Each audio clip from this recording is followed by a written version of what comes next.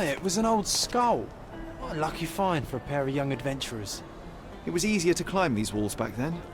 Not merely because we're older, but because the ruins are too.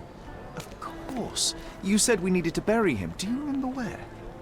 Oh, one would think burying a human skull would stick in the mind, but somehow... no.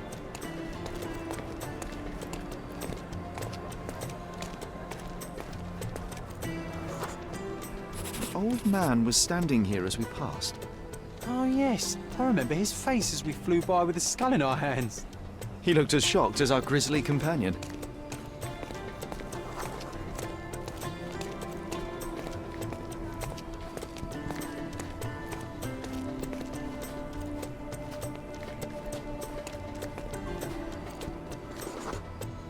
Nothing ever bothers an old Ottoman backgammon player.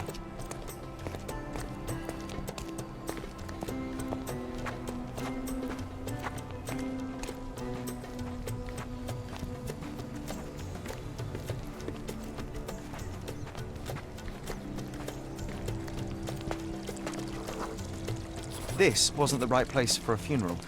We were looking for somewhere more appropriate. Funny, nowadays you love putting men behind bars. You're a fellow of infinite jest, aren't you? The water level was higher back then. I remember swimming through this mire while trying not to breathe in the horrible odour.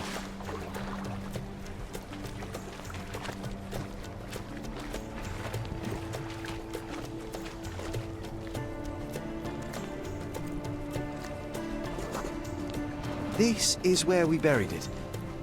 It seems that with time, our friend has emerged once more.